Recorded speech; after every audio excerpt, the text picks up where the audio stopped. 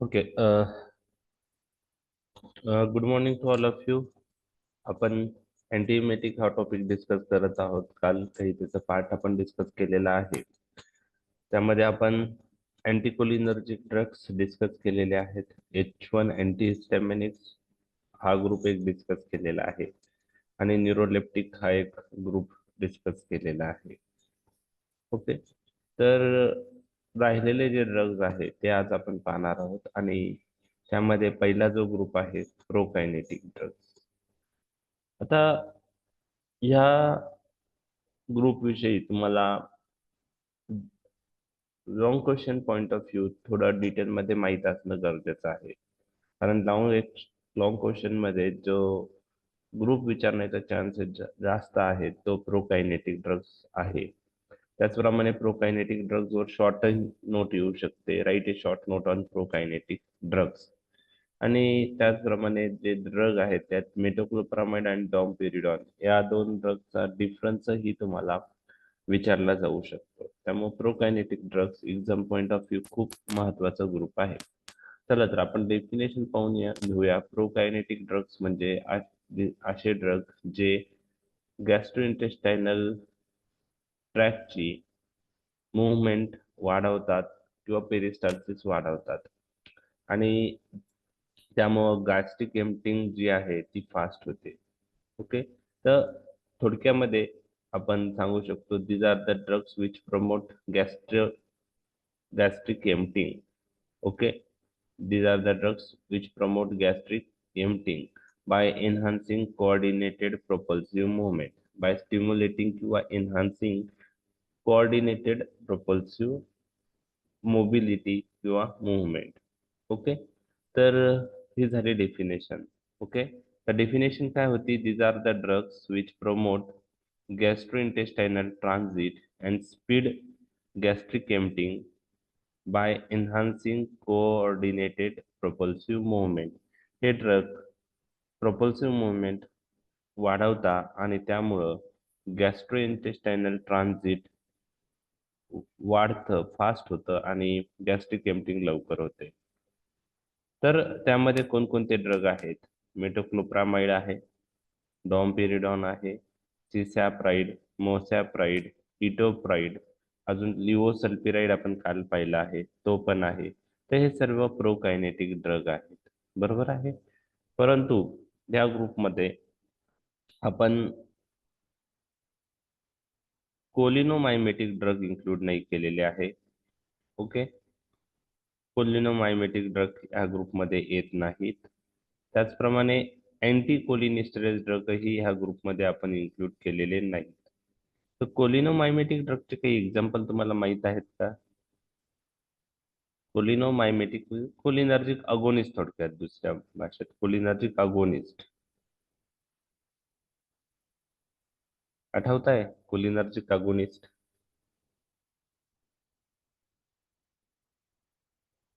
नाही आठवत आहे cholinergic agonist? Any example of cholinergic agonist in this topic? Yes. Acetylcholine, methacholine, betacholine, Okay. Acetyl. Okay. Okay. Methacholine. Okay. aspirin, Carbachol. Pilocarpine. Okay. And anticholinesterase drugs? reversible, irreversible, Neostigmine. What? Okay. neosporin, What is the action of this drug on gastrointestinal system? It causes contraction of smooth muscle of parietal cell and relaxation of Sphincter. sphincter. Very good. म्हणजे these drugs responsible for contraction of the smooth muscle relaxation of the sphincter. परंतु ते पण म्हणजे हे drug पण peristalsis वाढवतात. बरोबर आहे. अँटीकोलिनिस्टरेज आता पॅरालायटिक इलियस मध्ये आपण ते ड्रग यूज करतो. बरोबर आहे. निओस्टिग्मिन आपण यूज करतो. तर तरी सुद्धा हे ड्रग आपण ऍज अ प्रोकायनेटिक म्हणून कॉमनली यूज करत नाही. कारण त्यांचं जे कॉन्ट्रॅक्शन असतं हे अनकोऑर्डिनेटेड असतं. हे प्रोपल्सिव्ह मुवमेंट वाढण्यासाठी कोऑर्डिनेटेड कॉन्ट्रॅक्शनची गरज आहे. त्यामुळं या ग्रुपमध्ये आपण कोलिनोमायमेटिक किंवा अँटीकोलिनिस्टेरॉइड जरी ते पेरिस्टाल्सिस वाढवत असतील तरी आपण इन्क्लूड केलेले नाही आहेत. ओके, कमी. आता जो पहिला ग्रुप आहे मेटोक्लोप्रामाइड, पहिला ड्रग आहे मेटोक्लोप्रामाइड, तो आपण डिस्कस करूया. हा प्रोकायनेटिक ग्रुप मधला पहिला ड्रग डिस्कवर झाला. 1970 मध्ये तो डिस्कवर झाला as a gastric hurrying agent. Okay, आता जर त्याचं स्ट्रक्चर पाहिलं तर तो एका ड्रगशी रिलेटेड आहे. त्या ड्रगचं नाव आहे प्रोकेनामाइड. परंतु त्याला लोकल अॅनेस्थेटिक ऍक्शन नाही. आता प्रोकेन हा लोकल अॅनेस्थेटिक एजंट आहे. तर हा स्ट्रक्चरली प्रोकेनामाइडशी स्ट्रक्चरली केमिकल स्ट्रक्चर त्याचं प्रोकेनामाइडशी मिळतो जुळतं आहे, परंतु त्याला लोकल अॅनेस्थेटिक ऍक्शन नाही मेटोक्लोप्रामाइडला. आता हे ड्रग काय करतात, बरोबर? तर हे जे प्रोकायनेटिक ड्रग आहेत ते GIT वर तर ऍक्ट होतातच आणि पेरिस्टाल्सिस वाढून गॅस्ट्रिक ट्रान्झिएंट आणि एम्पटिंग फास्ट करतात बाय प्रोड्युसिंग कोऑर्डिनेटेड प्रोपल्सिव्ह मुवमेंट. ही GIT वरची ऍक्शन आहे. तर ही ऍक्शन नावामुळे तुमच्या लक्षात राहायला मदत होईल, परंतु ह्या ड्रगला CTZ वर पण ऍक्शन आहे, हे तुम्हाला लक्षात ठेवायचं आहे. म्हणजे फार्मॅकोलॉजिकल ऍक्शनचा जर विचार केला, मी मेकॅनिझम ऑफ ऍक्शन आता लगेच डिस्कस नाही करत आहे. फार्मॅकोलॉजिकल ऍक्शन, हे ड्रग दिल्याने काय चेंज होतो आपल्या बॉडीमध्ये ते आपण पाहतोय. कसा होतो ते नंतर मी तुम्हाला सांगणार, पण तुम्हाला त्यांचे साईट ऑफ ऍक्शन काय आहे ते लक्षात आलं. एक GIT आणि CTZ.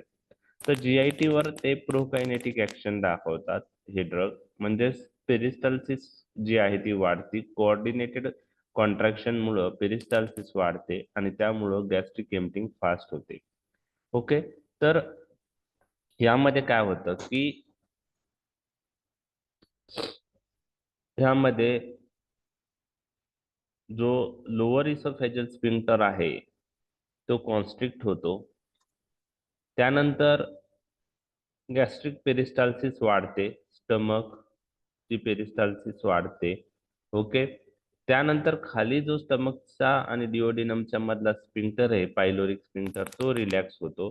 First part of the duodenum relax होतो.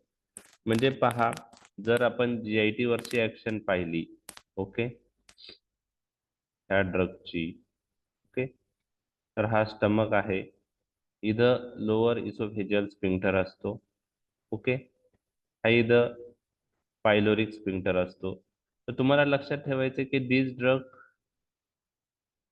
increases tone of lower esophageal sphincter but relaxes pyloric sphincter, then increases peristalsis. Okay, increases peristalsis. Okay, there is a relaxation of first part of duodenum also. म्हणजे वरचा पार constrict होतो, वरचा sphincter constrict होतो, खालचा sphincter relax होतो, first part of duodenum relax होतो, peristalsis वाढते आणि या सगळ्याचा परिणाम होतो की जे गॅस्ट्रिक कंटेन आहे ते पटकन डिओडिनम मध्ये जातं, फास्ट डिओडिनम मध्ये जातं. ओके, लक्षात आलं? तर हे जे आहे हे ड्रग मेटोक्लोप्रामाइडचा जर विचार केला, हे तर गॅस्ट्रिक पेरिस्टाल्सिस मेनली वाढवतं, परंतु इंटेस्टाइनल पेरिस्टाल्सिस जी आहे ती काही प्रमाणात वाढवतं, बट सिग्निफिकंट ऍक्शन कोलोनिक मोटिलिटीवर नाही आहे. त्याचप्रमाणे गॅस्ट्रिक सिक्रेशनवर पण त्यांची सिग्निफिकंट ऍक्शन नाही आहे. तर GIT रिलेटेड ऍक्शन तुमची लक्षात आली का? गॅस्ट्रिक एम्पटिंग कसं होतं हे पॉइंट तुमच्या आन्सर मध्ये आले पाहिजे.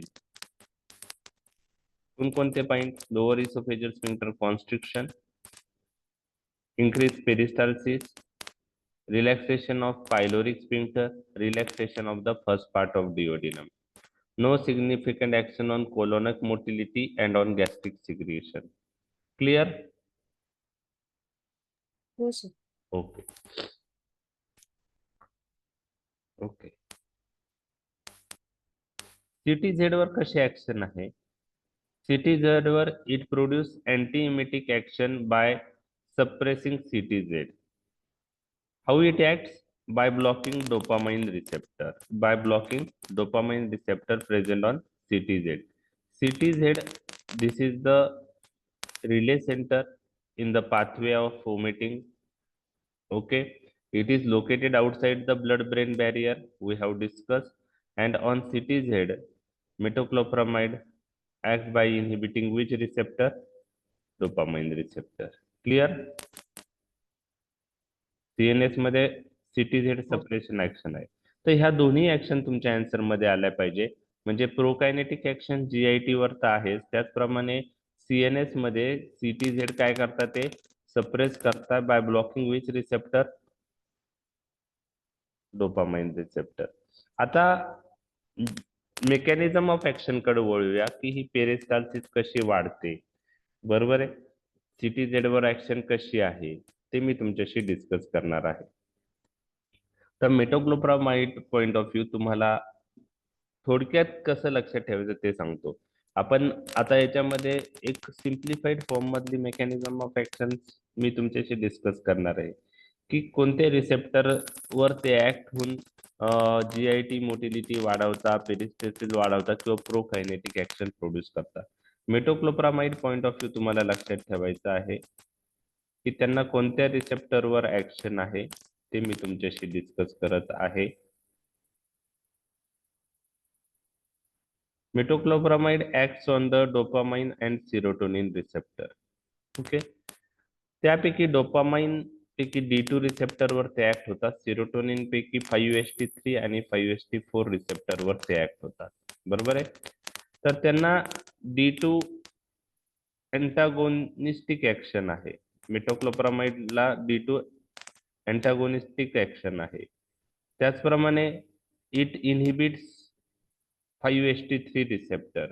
ओके, 5-HT3 रिसेप्टर पण ते काय करतात? इनहिबिट करतात. Okay, and metoclopramide has 5-HT4 agonistic action. 5-HT4 agonistic action. त्या तीन ऍक्शन लक्षात आल्या तुमच्या? Yes, sir. तीन ऍक्शन तुम्हाला ह्या माहीतच पाहिजे मेटोक्लोप्रामाइडच्या. कोणत्या आहेत त्या? D2 antagonistic action, 5-HT3 अँटागोनिस्टिक action आणि 5-HT4 Agonist. अगोनिस्टिक ऍक्शन. बरोबर आहे. ओके, आता GIT मध्ये पेरिस्टाल्सिस कशी वाढते? GIT मध्ये coordinated smooth muscle contraction GIT ची होऊन गॅस्ट्रिक एम्पटिंग कशी वाढते मी तुमच्याशी डिस्कस करणार आहे. तर तुम्हाला एक सेंटेन्स लिहायचं आहे. इन द GIT म्हणजे एक्झाम मध्ये तुम्हाला हे सेंटेन्स लिहावं लागेल की in the GIT metoclopramide by blocking D2 receptor by producing 5-HT3 antagonistic and 5-HT4 agonistic action responsible for release of acetylcholine. Responsible for release of acetylcholine. It responsible for what? Release of acetylcholine from the myendric motor neuron. So by blocking D2 receptor, by blocking 5-HT3 receptor and producing agonistic action on 5-HT4 receptor, what is the effect of metoclopramide on myendric motor neuron present in the gastrointestinal tract? This action responsible for release of acetylcholine from myendric motor neuron. कसलं release वाढवतं? ऍसिटिलकोलिन. Acetylcholine, sir. ऍसिटिलकोलिनचे हे release वाढवतात. आणि ऍसिटिलकोलिन release झालं तुम्हाला माहितीये काय होतं? ऍसिटिलकोलिन काय करतं? स्मूथ मसल काय करतात? Contraction. करतात. स्पिंक्टर सगळे रिलॅक्स करतात, फक्त इसोफेजियल स्पिंक्टर कॉन्स्ट्रिक्ट करतं, हे मी आधी तुम्हाला सांगितलंय. मग आपल्याला stomach point of view oesophageal sphincter काय करायला ऍसिटिलकोलिन? लोअर इसोफेजियल स्पिंक्टर काय करेल ऍसिटिलकोलिन? कॉन्ट्रॅक्ट. आणि पायलोरिक स्पिंक्टर काय होईल? Relax. रिलॅक्स. आणि त्याच्यामुळं जे पण गॅस्ट्रिक कंटेन आहे ते फास्ट कशात येईल? डिओडिनम मध्ये. मग मेटोक्लोप्रामाइडची ऍक्शन लक्षात आल्या? Yes, sir. ओके. आता जर डॉम्पेरिडॉनचा विचार केला तर डॉम्पेरिडॉन हा पण प्रोकायनेटिक ड्रग आहे. बरोबर आहे. तो पण पेरिस्टाल्सिस वाढवतो, तो पण CTZ ला सप्रेस करतो. पण काय फरक आहे, तर domperidone is mainly acts by inhibiting dopamine receptor. It has specific D2 antagonistic action. डॉमपेरिडॉनला काय आहे, फक्त D2 अँटागोनिस्टिक ऍक्शन आहे. म्हणजे त्याला 5-HT3 अँटागोनिस्टिक आणि 5-HT4 अगोनिस्टिक ऍक्शन आहे का? नाही. नाही. नाही. तर हा फरक मेकॅनिझमशी रिलेटेड तुम्हाला लक्षात ठेवायचा आहे. Metoclopramide inhibit D2 receptor, it inhibit 5-HT3 receptor, it has 5-HT4 agonistic action. In contrast to that, domperidone increase peristalsis by blocking which receptor only? D2 D2 receptor. Okay, लक्षात आलं हे? ओके. आता हे GIT related action तुम्हाला मी discuss केली. त्यानंतर आता D2 receptor CTZ वरचे हे ड्रग ब्लॉक करतात आणि CTZ वरचे D2 रिसेप्टर ब्लॉक झाले तर CTZ चं काय होईल? सप्रेशन होईल. सिग्नल्स ओमिटिंग सेंटरला जातील का मग? नाही. आणि त्यामुळे वॉमिटिंग होईल का? नाही. तर एक प्रोकायनेटिक ऍक्शन हेल्पफुल आहे. अँटी इमेटिक इफेक्ट दोन ऍक्शन मुळे होतो. एक तर प्रोकायनेटिक इफेक्ट मुळे गॅस्ट्रिक कंटेंट खाली जातं, त्यामुळं गॅस्ट्रिक कंटेंट नसेल, एम्प्टी झालं गॅस स्टमक, तर वॉमिटिंग रिफ्लेक्स येणार नाही. दुसरं, ब्रेन मध्ये CTZ सप्रेस होईल आणि CTZ सप्रेस झाल्यामुळं अँटी इमेटिक इफेक्ट येईल. आता हा जो अँटी इमेटिक इफेक्ट आहे CTZ सप्रेस झाल्यामुळं, तर मी तुम्हाला सांगितलेलं आहे की समजा आता हा ब्रेन आहे, CTZ कुठं असतं? हा ब्रेनचाच पार्ट आहे, पण हे ब्लड ब्रेन बॅरियर जे आहे ब्रेनला प्रोटेक्ट करणारं, ह्या ब्लड ब्रेन बॅरियरच्या बाहेर CTZ असतो. म्हणजे CTZ ला ब्लड ब्रेन बॅरियरचं कव्हरिंग आहे का? नाही. हा पॉइंट तुम्हाला लक्षात ठेवायचा आहे. आता मेटोक्लोप्रामाइड आणि डॉमपेरिडॉन मधला दुसरा डिफरन्स तुम्हाला लक्षात ठेवायचा आहे. Metoclopramide crosses blood brain barrier. Okay. Domperidone does not cross blood brain barrier. हा 2 नंबरचा डिफरन्स आपण डिस्कस केलेला आहे. Metoclopramide can cross blood brain barrier, domperidone does not cross blood brain barrier. आता CTZ वरचे डोपामाइन रिसेप्टर आहेत, बरोबर आहे? लक्षात आलं? ओके, लक्षात आलं. त्याचप्रमाणे ब्रेन मधले बेसल गँग्लिया जे आहे त्यामध्ये पण डोपामाइन रिसेप्टर असतात. ओके, लक्षात आलं? ओके. त्यानंतर अँटेरियर पिट्युटरी, त्यावरही डोपामाइन रिसेप्टर असतात. कोणते 3 लोकेशन सांगितले मी तुमच्याशी आता डिस्कस करताना? Basal ganglia, CTZ, anterior pituitary. Anterior pituitary, बरोबर. तर CTZ चा हा पार्ट आहे. तर CTZ, बेसल गँग्लिया हा 2 नंबरचा पार्ट जो आता मी काढतोय. ओके. आणि अँटेरियर पिट्युटरी. तुम्हाला एक लक्षात घ्या, जनरल फार्मॅक मध्ये मी तुमच्याशी डिस्कस करताना सांगितलं होतं की CTZ is located outside the blood-brain barrier. Also, blood-brain barrier does not cover anterior pituitary किंवा pituitary gland. म्हणजे पिट्युटरी ग्लँडची तिथं ब्लड ब्रेन बॅरियरचं कव्हरिंग आहे का? नाही. आता लक्षात घ्या, आता हे मेटोक्लोप्रामाइड आणि डॉमपेरिडॉन जे 2 ड्रग आहेत, तर एक ब्लड ब्रेन बॅरियर क्रॉस करतो, एक करत नाही. तर मला सांगा, आता मेटोक्लोप्रामाइड जर दिला तर CTZ, बेसल गँग्लिया आणि अँटेरियर पिट्युटरी यापैकी कोणते डोपामाइन रिसेप्टर तो ब्लॉक करेल? बेसल गँग्लियाचे. सगळेच करेल का हा, फक्त सगळं. CTZ अँटेरियर पिट्युटरी करेल किंवा फक्त बेसल गँग्लिया करेल? सगळेच. सगळेच सगळेच करेल, करेल ना. कारण D2 metoclopramide blood brain barrier cross करतो. ब्लड ब्रेन बॅरियरच्या बाहेर जे लोकेशन आहे ते तर डोपामाइन रिसेप्टर ब्लॉक होणारच आहे त्यांनी. CTZ वरचे डोपामाइन रिसेप्टर ब्लॉक करतो, अँटेरियर पिट्युटरी वरचे डोपामाइन रिसेप्टर ब्लॉक करतो, बेसल गँग्लिया वरचे जे आहेत D2 रिसेप्टर ते ब्लॉक करतो. ओके, एक मिनिट हा.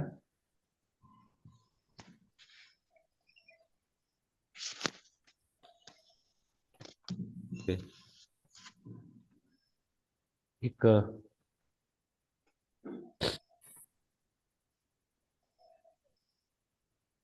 ओके, तर हा पॉइंट तुमच्या लक्षात आला. ओके, जर आपण हे ब्रेनचं स्ट्रक्चर काढलं, त्यामध्ये आतमध्ये बेसल गँग्लिया आहेत, तिथं D2 रिसेप्टर आहे, हा CTZ आहे, तिथं पण D2 रिसेप्टर आहे, अँटेरियर पिट्युटरी ग्लँड आहे, ती पण ब्लड ब्रेन बॅरियरच्या बाहेर असते, CTZ आहे. तर metoclopramide blocks dopamine receptor present on CTZ as well as anterior pituitary, and it also crosses blood brain barrier, so blocks dopamine receptor in basal ganglia. This is action of metoclopramide. Okay, आता मला सांगा डॉम्पेरिडॉन कुठं कुठं act होऊ शकतो? Anterior CTZ pituitary and anterior CTZ. pituitary. Yes, it can act on the anterior pituitary, and it also blocks dopamine receptor present on the CTZ. CTZ and anterior pituitary. Okay. So antiemetic action जी आहे CTZ शी related, ते मेटोक्लोप्रामाइडने येईल का डॉम्पेरिडॉन येईल की दोघांनी येऊ शकते? दोघांनी येईल. दोघांनी, because CTZ is located outside the blood Blood brain. Okay okay. आता बेसल गँग्लिया मधले जर डोपामाइन रिसेप्टर ब्लॉक झाले, तर बेसल गँग्लियाचं आपण डिस्कस केलं होतं की बेसल गँग्लियामध्ये डोपामाइन आणि ऍसिटिल कोलिनची लेव्हल बॅलन्स मध्ये असणं महत्वाचं आहे to control movements regulated by extra pyramidal tract. आता बेसल गँग्लिया मधले D2 रिसेप्टर ब्लॉक झाले तर डोपामाइन आणि ऍसिटिल कोलिनच्या ऍक्शन मध्ये काय होईल? इम्बॅलन्स होईल. त्यामुळं एक्स्ट्रा पिरॅमिडल ट्रॅकचं काम व्यवस्थित होईल का? नाही. आणि त्यामुळे एक्स्ट्रा पिरॅमिडल ऍडव्हर्स इफेक्ट येऊ शकतात. तर मेटोक्लोप्रामाइड आणि डॉम्पेरिडॉन पैकी एक्स्ट्रा पिरॅमिडल ऍडव्हर्स इफेक्ट कोणत्या ड्रग मुळे येऊ शकतात? Metoclopramide. Metoclopramide, because it crosses blood brain barrier. लक्षात आलं? लक्षात आलं हे? हो सर. आता तुम्हाला नेक्स्ट सर हा एक्स्ट्रा पिरामिडलचं एकदम तेवढं शेवटचं सेंटेन्स. बर, परत सांगतो. आता समजा हा तुमचा ब्रेन आहे, बरोबर आहे. ब्रेन मध्ये एक पार्ट आहे बेसल गँग्लिया, ठीक आहे, बेसल गँग्लिया, बरोबर आहे. आता बेसल गँग्लिया मध्ये डोपामाइन असतो आणि ऍसिटिल कोलिन न्यूरोट्रान्समीटर असतो. डोपामाइन त्याचं कार्य डोपामाइन रिसेप्टर थ्रू करतं, ऍसिटिल कोलिन त्याचं कार्य मस्कुरेनिक रिसेप्टर थ्रू करतं. आणि बेसल गँग्लियामध्ये डोपामाइन आणि ऍसिटिल कोलिनची लेवल ही इक्विलिब्रियम मध्ये असते आणि ती काय करते, जे आपल्या बॉडीच्या मुवमेंट्स आहे ते कंट्रोल करते, बरोबर आहे. बॉडीचे ज्या मुवमेंट्स आहे ते हे बेसल गँग्लिया कंट्रोल करतो. कोणत्या ट्रॅक थ्रू करतो? एक ट्रॅक्ट आहे एक्स्ट्रा पिरॅमिडल ट्रॅक. आता त्या अॅनाटॉमी पार्ट आहे त्यात मी डिटेल जात नाही, फक्त ह्या जे एक्स्ट्रा पिरॅमिडल ट्रॅक्ट आहे, okay, extra pyramidal middle. Track, extra pyramidal track जो आहे तो काय करतो? बॉडीचे जे मुवमेंट्स आहेत ते कंट्रोल करतो. लक्षात आलं? म्हणजे आपल्या ज्या बॉडीच्या नॉर्मल मुवमेंट होत आहे डे टू डे ऍक्टिव्हिटी मध्ये, हे कोणतं ब्रेन मधला पार्ट कंट्रोल करतो? Basal ganglia. आणि बेसल गँग्लिया कशाच्या माध्यमातून करतो? सिग्नल्स कोणत्या पाथवे थ्रू पाठवतो? एक्स्ट्रा पिरॅमिडल ट्रॅक थ्रू, बरोबर. Extra pyramidal track through signals आपल्या पेरिफेरीला पाठवून तो आपली मुवमेंट्स कंट्रोल करतो. आता बेसल गँग्लियाला ह्या मुवमेंट आहेत आपल्या त्या कंट्रोल करण्यासाठी बेसल गँग्लियामध्ये 2 केमिकल्स महत्वाचे आहेत. कोणते ते केमिकल्स तुम्ही सांगा आता. मी ऑलरेडी सांगितलेत. डोपामाइन आणि ऍसिटिल्कोलीन. आणि हे नॉर्मल लेवल दोघांची पाहिजे. याच्यात जर इम्बॅलन्स झाला तर तुमचे त्या नॉर्मल मुवमेंट व्यवस्थित होणार नाही आणि त्यामुळं पेशंटला प्रॉब्लेम येऊ शकतो. आता एक लक्षात घ्या की नॉर्मली आता हा इम्बॅलन्स हा एका आजारात पण होतो. आपण त्या आजाराचं नाव पण पाहिलेलं आहे. काय आहे? पार्किन्सनिझम. पार्किन्सोनिझम. ओके. तर पार्किन्सोनिझम मध्ये काय होतं, बेसल गँग्लियामध्ये डोपामाइन न्यूरॉनचं डिजनरेशन होतं, ते डिस्ट्रॉय होता. पण डोपामाइन न्यूरॉन डोपामाइन तयार करतील का? नाही. पण डोपामाइनची लेवल काय होते तिथं? कमी होते. ओके. आणि त्यामुळं ऍज कम्पेअर टू डोपामाइन ऍसिटिल्कोलीनची ऍक्शन काय होते? वाढते. There is a imbalance between dopamine आणि ऍसिटिल्कोलीन. आणि त्यामुळे पार्किन्सोनिझम मध्ये काही मुवमेंट डिसऑर्डर आपल्याला दिसून येतात. पार्किन्सोनिझम मध्ये आपल्याला काय दिसून येतं? तर त्यामध्ये ट्रेमर, रिजिडिटी, ट्रिमर्स असते, रिजिडिटी असते, मुवमेंट एक तर पूर्ण स्टॉप होतं, त्याला अकायनेझिया म्हणतात, किंवा मुवमेंट्स कमी होता, पेशंट चालताना हळूहळू चालतो, हायपोकायनेझिया म्हणतात. त्याला पोस्चरल ॲबनॉर्मॅलिटी होते पेशंटला, त्याचं पोस्चर चेंज होतं. तर ह्या सगळ्या गोष्टी पार्किन्सोनिझमच्या आजारात होता. पेशंट खूप शॉर्ट स्टेप टाकून चालतो, पुढं चालता चालता कधी कधी पडतो, त्याला रेस्टिंग ट्रिमर्स असतात. बरोबर आहे. म्हणजे तो बसल्या बसल्या त्याचे हाताचे पिन रोलिंग मुवमेंट्स असतात. तर ह्या सगळ्या गोष्टी पार्किन्सोनिझम मध्ये दिसून येतात. तर त्यात कशामुळे होतं? डिफेक्ट कशात झालेला आहे? बेसल गँग्लियामध्ये. आणि कशाचं इम्बॅलन्स झालंय? डोपामाइन आणि ऍसिटिल्कोलीनचं. ओके. आता काही कंडिशन असे आहेत की त्याच्यात काही वेळेस ड्रग मुळे ही पार्किन्सोनिझम होतो. बरोबर आहे. कोणते ड्रग पार्किन्सोनिझम प्रोड्यूस करू शकतात? जे ड्रग ब्लड ब्रेन मध्ये क्रॉस करून बेसल गँग्लिया मधले डोपामाइन रिसेप्टर ब्लॉक करतील, ते ड्रग पार्किन्सोनिझम लाईक ऍडव्हर्स इफेक्ट करतात. आता बेसल गँग्लिया मधले डोपामाइन रिसेप्टर ब्लॉक होण्यासाठी त्या ड्रगला ब्लड ब्रेन बॅरियर क्रॉस करणं महत्वाचं आहे. बरोबर आहे. तो ब्लड ब्रेन, कारण बेसल गँग्लिया हा ब्लड ब्रेन बॅरियरच्या आत आहे. त्यामुळं जे ड्रग डोपामाइन रिसेप्टर ब्लॉक करतात आणि ब्लड ब्रेन बॅरियर क्रॉस करतात, ते ड्रग बेसल गँग्लिया मधले डोपामाइन रिसेप्टर ब्लॉक करून हे पार्किन्सोनिझम लाईक ऍडव्हर्स इफेक्ट करतात.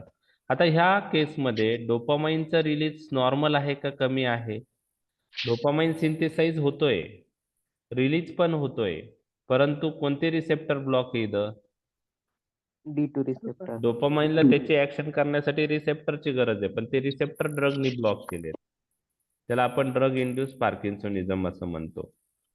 तर ड्रग इंड्यूस पार्किन्सोनिझम कोणते ड्रग दाखवतात? ज्यांना D2 अँटागोनिस्टिक ऍक्शन आहे आणि ते ब्लड ब्रेन बॅरियर क्रॉस करतात. ओके. बरोबर आहे.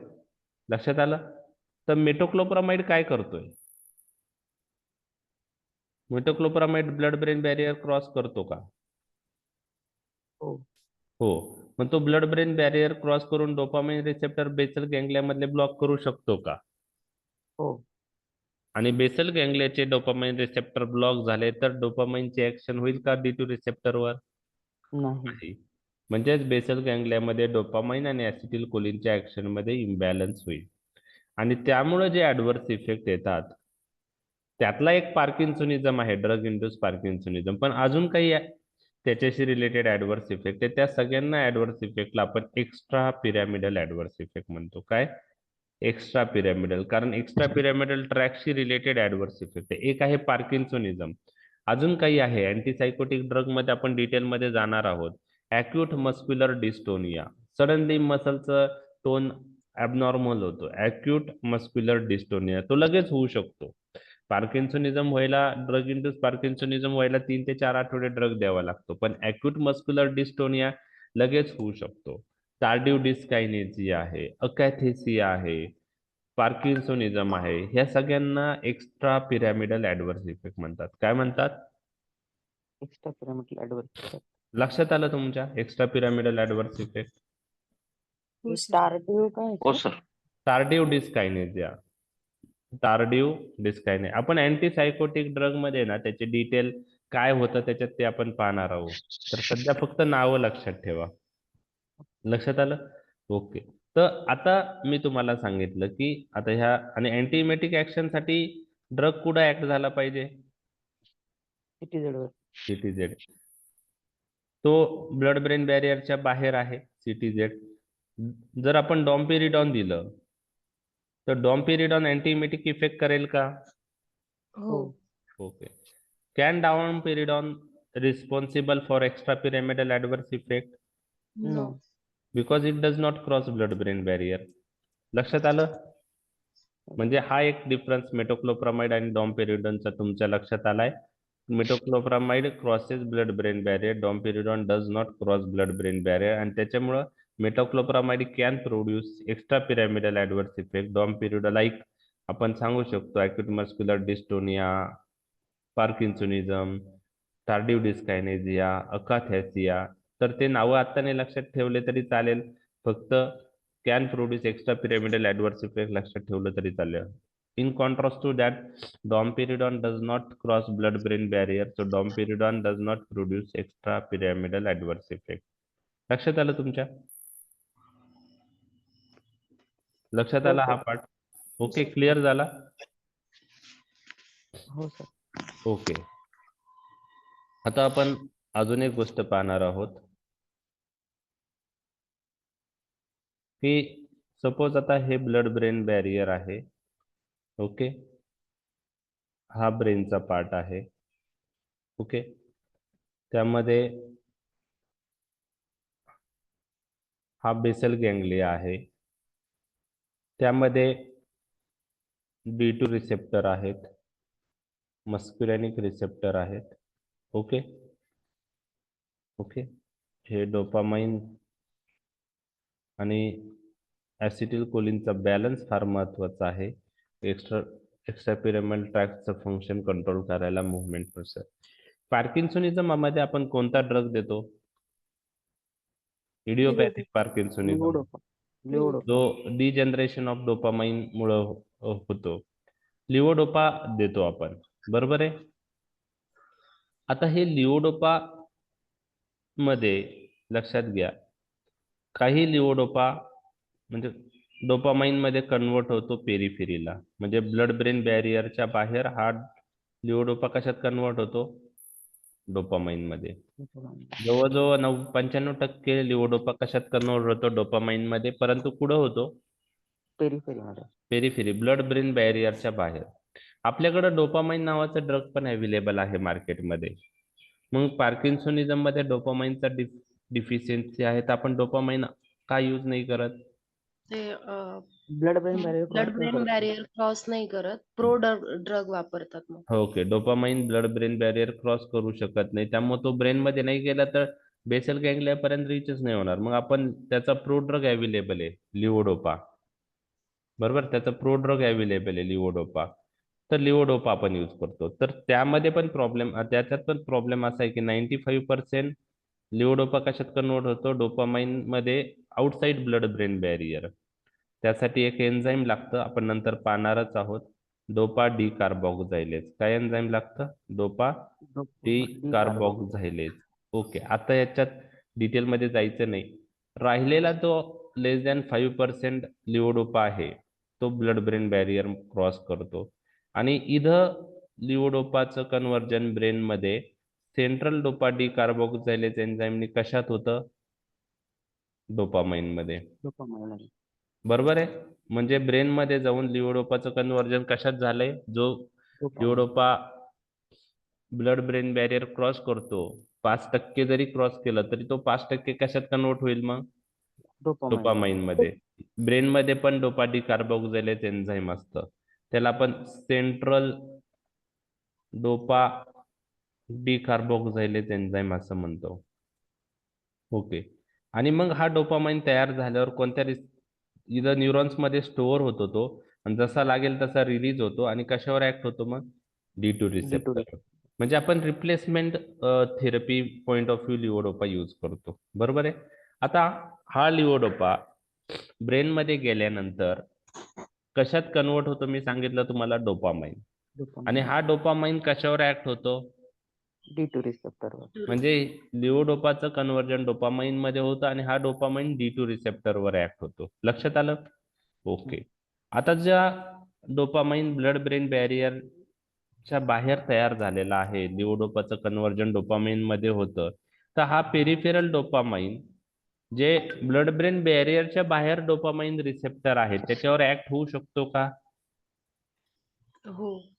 हो, होऊ शकतो. जो पेरिफेरल डोपामाइन तयार झालेला आहे, ब्लड ब्रेन बॅरियरच्या बाहेर लिओडोपाचं डोपामाइन मध्ये कन्वर्ट झालेला आहे, तो डोपामाइन जे डोपामाइन रिसेप्टर ब्लड ब्रेन बॅरियरच्या बाहेर आहे त्याच्यावर ऍक्ट होऊ शकतो का नाही? हो होईल. होऊ शकतो.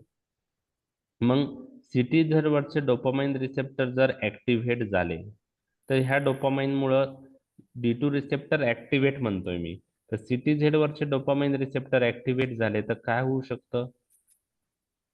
ओमिटिंग. काय होऊ शकतं? ओमिटिंग. ओमिटिंग. मग आता लिओडोपाचा साईड इफेक्ट काय आहे? ओमिटिंग. ओमिटिंग. आता ही ओमिटिंग CTZ वरचे कोणते रिसेप्टर ऍक्टिव्हेट झाल्यामुळे होऊ राहिली? D2. D2. आता या ओमिटिंगला ट्रीट करायचं असेल तर मेटोक्लोप्रामाइड आणि डॉमपेरिडॉन पैकी कोणतं ड्रग तुम्ही यूज करणार? डोमपेरिडॉन. डॉमपेरिडॉन. आता CTZ वर तर दोन्ही ऍक्ट होत आहे, मेटोक्लोप्रामाइड पण ऍक्ट होतोय, तो पण D2 रिसेप्टर ब्लॉक करतो, डॉमपेरिडॉन पण D2 रिसेप्टर ब्लॉक करतो, तर दोघंही ओमिटिंग कमी करू शकतात. बरोबर आहे. मेटोक्लोप्रामाइड पण ओमिटिंग कमी करू शकतं आणि डॉमपेरिडॉन पण ओमिटिंग कमी करू शकतो. परंतु मेटोक्लोप्रामाइड आणि डॉमपेरिडॉन मधला फरक काय आहे? Metoclopramide blood brain barrier cross करतो, डॉमपेरिडॉन ब्लड ब्रेन बॅरियर क्रॉस करत नाही. तर मेटोक्लोप्रामाइड CTZ वरचे D2 रिसेप्टर ब्लॉक करेल, डोपामाइन मत करेल आणि अँटी इमेटिक इफेक्ट येणार आहे.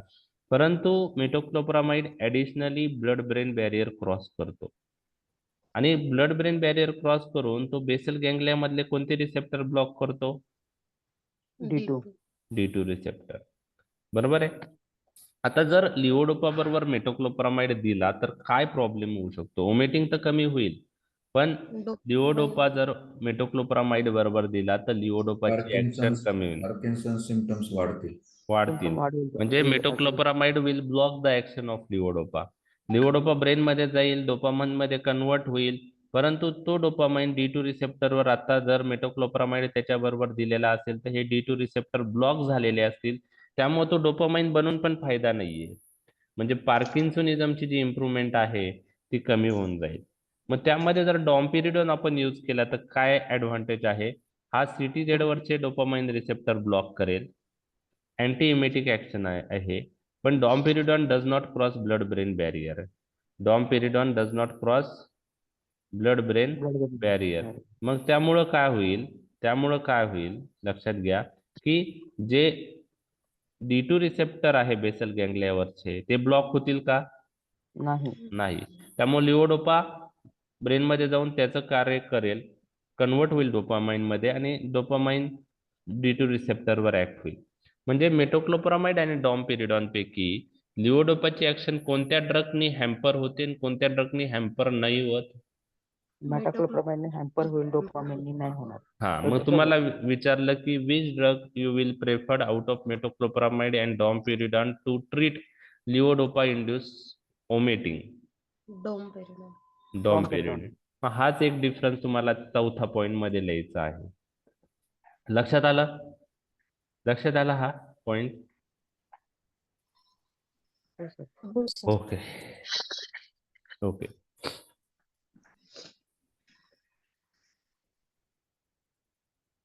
आता हे अँटेरियर पिट्युटरी ग्लँड आहे, हिला पण ब्लड ब्रेन बॅरियरचं प्रोटेक्शन नसतं पिट्युटरी ग्लँडला. मग इथं जे डोपामाइन रिसेप्टर आहे ते कोणत्या ड्रगने ब्लॉक होतील? दोन्ही पण. दोन्ही होईल, दोन्ही. मेटोक्लोप्रामाइड आणि डॉम्पेरिडॉन होईल. आता एक पॉइंट तुमच्या लक्षात ठेवायचा आहे डोपामाइन विषयी. एक मिनिट हा.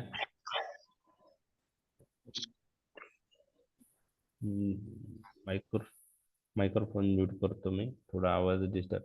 एक लक्षात घ्या की एंटेरियर पिट्युटरी मधून प्रोलॅक्टिन रिलीज होतं. काय रिलीज होतं? खूप हार्मोन होता, त्यातला एक आहे प्रोलॅक्टिन. काय? प्रोलॅक्टिन.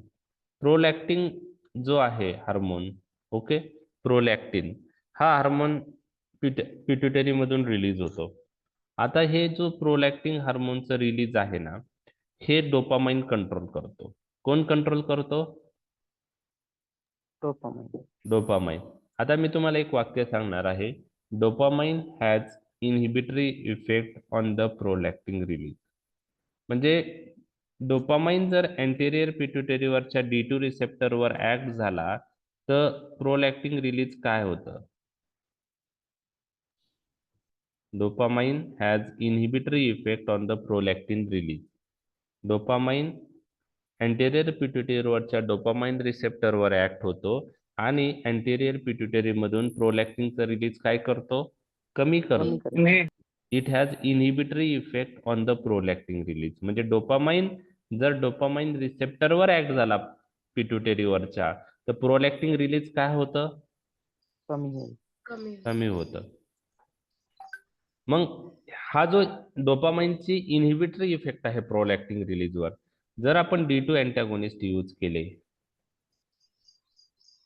तर काय होईल? डोपामाइनची ही इनहिबिटरी ऍक्शन होईल का? Prolactin नाही secretion होणार. will be prolactin increased. Release increase होईल. ते प्रोलॅक्टिन रिलीज होईल. हा, मग हे ड्रग D2 अँटॅगोनिस्ट हायपर प्रोलॅक्टिनेमिया करतात. हायपर प्रोलॅक्टिनेमिया. ओके, गॅलेक्टोरिया करत. गॅलेक्टोरिया करतात. ओके ओके, ठीक आहे. तर हा एक पॉइंट तुमच्याशी डिस्कस करायचा होता. ओके, तर लक्षात आलं तुमच्या? आता पहा, D2 अँटागोनिस्टिक ऍक्शन ब्रेनशी रिलेटेड आपण पाहिलेले आहे. Metoclopramide produce anti emetic effect by blocking D2 receptor present in the CTZ. Metoclopramide produce extrapyramidal side effect due to blockage of D2 receptor in basal ganglia, and it produce hyperprolactemia due to blockage of D2 receptor in Anterior pituitary. Anterior pituitary. anterior pituitary. लक्षात आलं तुमच्या? हे 3 point लक्षात आले. म्हणजे ब्रेनशी related मेटोक्लोप्रामाइडच्या 3 action लक्षात आल्या तुमच्या. CTZ वरची हो सर. अँटीइमेटिक आहे, परंतु एक्स्ट्रापिरामिडल साइड इफेक्ट पण आहे आणि हायपरप्रोलॅक्टिनेमिया पण आहे. बरोबर आहे? Okay okay. आता 5-HT3 अँटागोनिस्ट आणि 5-HT4 अँटागोनिस्ट अगोनिस्टिक ऍक्शन एक लक्षात घ्या. हे जे 5-HT3 रिसेप्टर आहे ते CTZ वर पण लोकेटेड असतात. म्हणजे CTZ वर डोपामाइन रिसेप्टर पण लोकेटेड आहे आणि 5-HT3 रिसेप्टर पण लोकेटेड आहे. तर मेटोक्लोप्रामाइडला 5-HT3 कोणती ऍक्शन आहे? Antagonist. 5-HT3 antagonist. तर 5-HT3 अँटागोनिस्टिक ऍक्शन आहे. बरोबर आहे? आणि दुसरी आहे 5-HT4 Agonist. Agonist. अगोनिस्ट. तर ह्या 2 ऍक्शन मुळे प्लस D2 अँटागोनिस्टिक तर आहेच, ह्या 2 ऍक्शन आणि प्लस D2 अँटागोनिस्टिक ऍक्शन मुळे GIT मध्ये कसलं रिलीज वाढवतो आपण ऑलरेडी पाहिलेलं आहे, Acetylcholine. ऍसिटिल्कोलीनचं, आणि त्यांनी पेरिस्टाल्सिस वाढते हे कळलेलं आहे तुम्हाला. अजून एक पॉइंट लक्षात ठेवायचा, CTZ वर तर तुम्हाला मेटोक्लोप्रामाइडची D2 अँटागोनिस्टिक ऍक्शन तर तुमच्याशी मी डिस्कस केली. CTZ वर पण 5-HT3 रिसेप्टर असतात, ते पण मेटोक्लोप्रामाइड ब्लॉक करतो आणि ते पण अँटीइमेटिक ऍक्शनला कॉन्ट्रीब्युट करते. म्हणजे CTZ वरच्या 2 ऍक्शन तुम्हाला लक्षात ठेवायचे मेटोक्लोप्रामाइड रिलेटेड. कोणत्या? D2 ब्लॉकिंग आणि आणि T3 block. 5-HT3 blocking. लक्षात राहील? लक्षात राहील? हो सर. Okay okay. आता हे जे आहे ना, हे थोडं तुम्हाला डिटेल लेवलवर दिलेलं आहे, त्यामुळे त्यात मी जाणार नाही, कारण लोकेशन 5:4 आणि 5:3 जे आहे ना, ते थोडं डिफिकल्ट आहे लक्षात ठेवायला. म्हणून याच्यामध्ये फक्त तुम्हाला लक्षात ठेवायचंय GIT related due to inhibition of D2 blocking, due to inhibition of D2 receptor, due to 5:3 antagonistic action and due to 5:4 agonistic action, release of acetylcholine from myelinic motor neuron increase and due to that prokinetic action occur. एवढं लिहू शकता तुम्ही, मी जेवढं सांगितलं तेवढं. एकदा repeat करा ना सर ते sentence.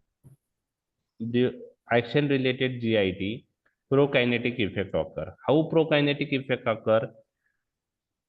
Metoclopramide block D2 receptor, किंवा असं लिहू शकता metoclopramide produce prokinetic effect in GIT. There is increased peristalsis, there is increased constriction of lower esophageal sphincter, relaxation of pyloric sphincter, and due to that gastric emptying is hastened. Okay, this action occurs due to D2 antagonistic, 5:3 antagonistic and 5:4 agonistic effect. Due to this action, acetylcholine release from the myelinic motor neuron is increased and this acetylcholine produce prokinetic effect. लक्षात आलं तुमच्या हे? हो sir. समजलंय? Okay. त्याच्या location 5:4 present on pan of ENS. तर primary ॲफ्रंट neuron, तुम्हाला ते word लक्षात राहायला पाहिजे. ANS म्हणजे एंट्रिक नर्वस सिस्टीम लक्षात राहायला पाहिजे. त्यामुळे त्रिपाठीत खूप डिटेलमध्ये दिलंय. त्यामुळे मी माझं हे आहे की त्याचे लोकेशन जाऊ नका. 5:4 GIT मध्ये आहे एवढं लक्षात ठेवा. 5:4 अगोनिस्टिक इफेक्ट, 5:3 अँटागोनिस्टिक इफेक्ट आणि D2 अँटागोनिस्टिक इफेक्ट म्हणून ऍसिटिलकोलिन रिलीज वाढेल आणि ऍसिटिलकोलिन रिलीज वाढलं तर प्रोकायनेटिक इफेक्ट येईल. लोअर इसोफेजियल स्फिंक्टर कॉन्स्ट्रिक्ट होईल, पायलोरिक स्फिंक्टर रिलॅक्स होईल, GIT स्टमकची पेरिस्टाल्सिस वाढेल आणि गॅस्ट्रिक एम्प्टिंग फास्ट होईल. एवढ्याच गोष्टी तुम्हाला लिहायच्या आहेत. अँटीइमेटिक मध्ये CTZC related D2 antagonistic action आणि 5:3 अँटागोनिस्टिक ऍक्शन, दोन्ही ऍक्शन मेटोक्लोप्रामाइड मुळे CTZ वर होऊ शकतात.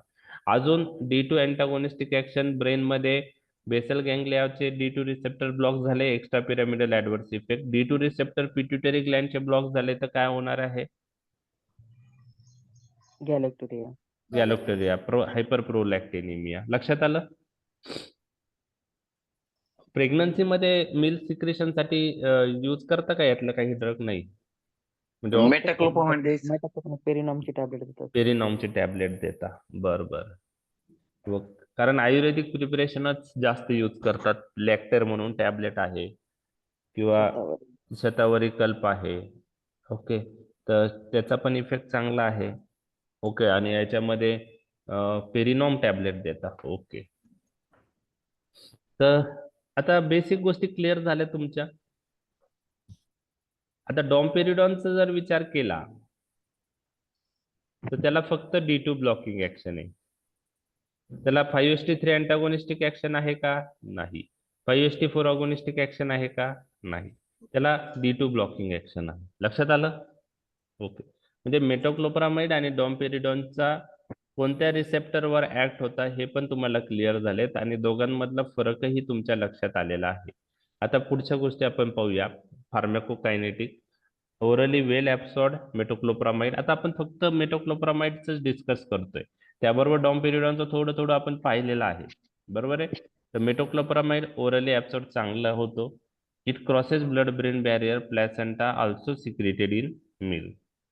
ओके, फार्मॅकोकायनेटिक प्रत्येक ड्रगच्या लक्षात ठेवणं पॉसिबल नाही. फक्त आपल्या नॉलेज पॉईंट ऑफ व्ह्यू आपण इथं डिस्कस करतोय. एक्झाम मध्ये तुम्हाला फक्त याच्यातला difference point of view, metoclopramide crosses blood brain barrier, domperidone does not cross, हाच माहित पाहिजे. बाकी कोणत्याही गोष्टी लक्षात ठेवायला पॉसिबल नाही.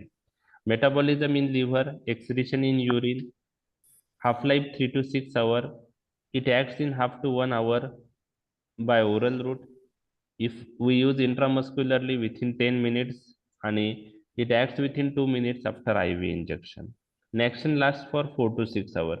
तर IV दिलं तर खूप फास्ट इमिजिएट इफेक्ट आहे. इंट्रामस्क्युलर दिला तर 10 मिनिटं लागतील. ओरल दिला तर हाफ टू 1 hour लागेल. तर हे काही फार्मॅकोकायनेटिक प्रॉपर्टी आहे ॲडव्हर्स इफेक्ट. ओके, आता याच्यामध्ये ॲडव्हर्स इफेक्ट मध्ये पहा. ओके, एक तर एक्स्ट्रा पिरॅमिडल ॲडव्हर्स इफेक्ट तुम्हाला लिहावा लागणार आहे मेटोक्लोप्रामाइडचे. हा वर्ड पहिले सगळे एक्झामिनर्स चेक करतात की एक्स्ट्रा पिरॅमिडल ॲडव्हर्स इफेक्ट लिहिलेत का. बाकी ॲडव्हर्स इफेक्ट लक्षात ठेवायला डिफिकल्ट आहे. तर आपण पाहूया adverse effect. Sedation, restlessness, anxiety, diarrhoea हे आता नॉन स्पेसिफिक ॲडव्हर्स इफेक्ट आहे. ओके, तर इंटेस्टायनल मोटिलिटी सिग्निफिकंटली अफेक्ट होत नाही, परंतु काही पेशंटमध्ये डायरिया दिसून येतो ॲडव्हर्स इफेक्ट. त्याचप्रमाणे एन्झायटी, सिडेशन, रेस्टलेसनेस हे काही CNS रिलेटेड ॲडव्हर्स इफेक्ट आहे.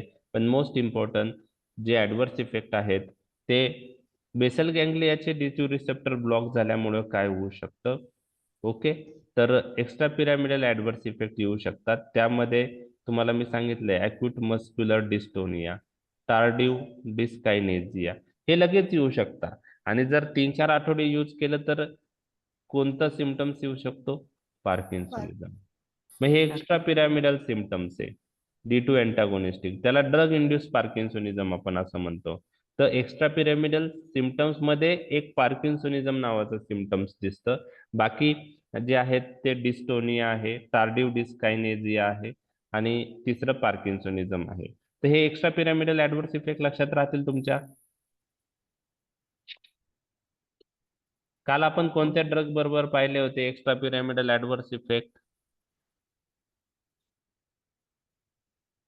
अँटीएमेटिक.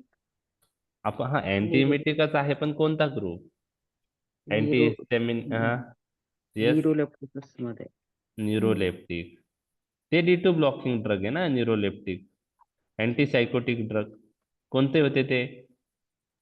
क्लोरप्रामाझिन, क्लोरप्रोमॅझिन, प्रोक्लोरप्रोमॅझिन, ट्रायफ्लुप्रोमॅझिन हे जे ड्रग आहेत त्याच्याबरोबरही एक्स्ट्रा पिरॅमिडल ॲडव्हर्स इफेक्ट दिसतात आणि मेटोक्लोप्रामाइड बरोबरही एक्स्ट्रा पिरॅमिडल ॲडव्हर्स इफेक्ट दिसतात. लक्षात आलं? लक्षात आलं? Okay okay. आणि दुसरा जो आहे की गॅलेक्टोरिया होतं आणि गायनेकोमेस्टिया होतं. तर gynaecomastia in male. Okay okay, gynaecomastia adverse effect is seen in male आणि त्याचबरोबर गॅलेक्टोरिया होतं. आता हे प्रोलॅक्टिन सिक्रेशन वाढल्यामुळं हे ॲडव्हर्स इफेक्ट येऊ शकतात. ओके, आता हे झाले ॲडव्हर्स इफेक्ट. बरोबर आहे. तुम्हाला जर ॲक्शन माहीत असेल मेटोक्लोप्रामाइडच्या, CTZ वर्षे आहे तर अँटीएमेटिक इफेक्ट आहे. बरोबर आहे. बेसल गँग्लियाचे असेल तर एक्स्ट्रा पिरॅमिडल ॲडव्हर्स इफेक्ट आहे आणि पिट्युटरीवर असेल तर ते गॅलेक्टोरिया गायनेकोमेस्टिया आहे. तर ते पॉईंट जर लक्षात ठेवले तर ॲडव्हर्स इफेक्ट हे तिन्ही म्हणजे दोन्ही ॲडव्हर्स इफेक्ट तुम्ही लक्षात ठेवू शकता आणि GIT रिलेटेड डायरिया तुम्ही लक्षात ठेवू शकता. ॲटलिस्ट काही ॲडव्हर्स इफेक्ट इझिली तुम्ही लक्षात ठेवू शकता. आता इंटरॅक्शन मध्ये आपण मेटोक्लोप्रामाइड कोणत्या ड्रग बरोबर दिला नाही पाहिजे? लिओडो. It will block the effects of levodopa. Detail मध्ये मी तुमच्याशी डिस्कस केलेलं आहे. लक्षात आलंय? ओके, आता एक लक्षात ठेवा, बायो अवेलेबिलिटी मध्ये मी तुमच्याशी डिस्कस केलेलं आहे. जर आपण बायोअवेलेबिलिटीचा विचार केला तर small intestine is having large surface area. So majority drugs आपण पाहिलेलं आहे ते कुठून ऍब्सॉर्ब होता? स्मॉल इंटेस्टाईन मधून. बरोबर आहे. मेकॅनिझम कोणतंही असू द्या ऍब्सॉर्प्शनचं, पण स्मॉल इंटेस्टाईनचा जर विचार केला तर लार्ज ऍब्सॉर्बिंग सरफेस आहे, त्यामुळं मेजॉरिटी ड्रग स्मॉल इंटेस्टाईन मधून ऍब्सॉर्ब होता. त्यामुळं स्टमक मधून ड्रग जर फास्ट स्मॉल इंटेस्टाईन मध्ये गेलं तर स्मॉल इंटेस्टाईन मध्ये ड्रग जास्त वेळ राहू शकतं, ऍब्सॉर्ब व्हायला मदत होऊ शकते. त्यामुळे जे ड्रग गॅस्ट्रिक एम्प्टिंग वाढवतात त्या ड्रग बरोबर जर आपण दुसरं ड्रग दिलं तर दुसऱ्या ड्रगचं ऍब्सॉर्प्शन काय होऊ शकतं? कमी होईल, रिड्यूस करत नाही. आता समजा आपण पाहूया की आपण फास्ट जाईल खाली, वाढवेल ते. हा, मग आता जर आपण ड्रग ऍब्सॉर्प्शन साठी तो कुठं फास्ट गेला पाहिजे? स्मॉल Intestine इंटेस्टाईन मध्ये. मग जे गॅस्ट्रिक एम्प्टिंग वाढवणारे ड्रग दिले आणि समजा ड्रग ए हा गॅस्ट्रिक एम्प्टिंग वाढवतोय आणि त्याच्याबरोबर आपण ड्रग बी दिला तो स्मॉल इंटेस्टाईन मधून ऍब्सॉर्ब होतोय. तर ड्रग ए आणि बी दिल्यामुळं ए ड्रग गॅस्ट्रिक एम्प्टिंग वाढवणार आहे, त्याच्यामुळे स्टमक मधून ड्रग फास्ट कशात येणार आहे? स्मॉल इंटेस्टाईन मध्ये. कोणता? हे दोन्ही ड्रग ए बी. बरोबर. आता बी स्मॉल इंटेस्टाईन मध्ये फास्ट आला, बरोबर आहे. बी स्मॉल इंटेस्टाईन मध्ये फास्ट आला तर बीचं ऍब्सॉर्प्शन काय होईल? वाढेल. वाढेल, कारण स्मॉल इंटेस्टाईन मधून मॅक्झिमम ड्रग ऍब्सॉर्ब होतात, त्यांना लार्ज सरफेस एरिया आहे. तर जे प्रोकायनेटिक ड्रग आहेत ते जर दुसऱ्या ड्रग बरोबर दिले तर दुसऱ्या ड्रगचं ऍब्सॉर्प्शन काय करतात? ते वाढवतात. वाढवतात. लक्षात आलं? तर हे इंटरॅक्शन आहे. समजा अँटीकोलिनर्जिक ड्रग दुसऱ्या ड्रग बरोबर दिले तर दुसऱ्या ड्रगचं ऍब्सॉर्प्शन काय होऊ शकतं? कमी करतील. ड्रग जास्त वेळ स्टमक मध्ये राहील ना, स्टे करेल. येस, अँटीकोलिनर्जिक पेरिस्टाल्सिस कमी करतात अँटीकोलिनर्जिक, त्यामुळे दुसऱ्या ड्रग जास्त वेळ स्टमक मध्ये राहील. स्मॉल इंटेस्टाईनला लेट येईल आणि स्टमक मध्ये ऍसिडमुळे काही ड्रग डिस्ट्रॉय पण होऊ शकतो. त्यामुळे दुसऱ्या ड्रगचं ऍब्सॉर्प्शन काय होणार आहे? अँटीकोलिनर्जिक दिलं तर कमी होईल. कमी होईल. अँटीकोलिनर्जिक ड्रग जीआय मोटिलिटी कमी करतात, लक्षात घ्या. तर जीआय मोटिलिटी वाढवणारे ड्रग बरोबर दुसरे ड्रग दिलं तर दुसऱ्या ड्रगचं ऍब्सॉर्प्शन वाढतं. जीआय मोटिलिटी कमी करणारे ड्रग दुसऱ्या ड्रग बरोबर दिले तर दुसऱ्या ड्रगचं ऍब्सॉर्प्शन हे कमी होतं. ओके, लक्षात आलं तुमच्या? आता युजेस पाहूया. आता युजेस मध्ये काय होतं? अँटीइमेटिक ऍक्शन सगळ्यांना लक्षात राहते पहा. अँटीइमेटिक विषयी सगळे लिहितात. अँटीइमेटिक सोडून बाकीचे ऍक्शन युजेस पण तुम्हाला लक्षात ठेवायचे आहे. आता अँटीइमेटिक मध्ये आपण इज ए मेटोक्लोप्रामाइड इज, किंवा तुम्हाला प्रोकायनेटिक ड्रगचे युजेस विचारले तर हेच लिहायचे. तर metoclopramide is an effective and popular drug for many types of vomiting, post operative vomiting, drug induce vomiting, disease induce vomiting, radiation sickness related vomiting. त्यानंतर but they are less effective in motion sickness. कारण motion sickness मध्ये आपल्याला कोणते drug पाहिजेत जे कोणते receptor block करतील? Muscarinic receptor. Very good. Okay. आता कॅन्सर किमोथेरपी इंड्यूस वॉमिटिंग आहे, त्यामध्ये आपण 5-HT3 अँटागोनिस्ट प्रेफर करतो. त्यात ओंडॅनसॅट्रॉन आहे. म्हणजे अँटी कॅन्सर ड्रगची जी वॉमिटिंग आहे ती जर प्रिव्हेंट करायची असेल तर ड्रग ऑफ चॉईस कोणतं? तर तुम्हाला 5-HT3 अँटागोनिस्ट आन्सर आलं पाहिजे. ओंडॅनसॅट्रॉन लाईक ड्रग. लक्षात आलं? हा एमसीक्यू लक्षात आला? Anti cancer drug induce vomiting साठी कोणते ड्रग यूज करायला पाहिजे? 5-HT3 antagonist. 5-HT3 antagonist. 5-HT3 antagonist. Okay. Ondansetron आपण यूज करू. Ondansetron is preferred over metoclopramide. So, but metoclopramide we continue.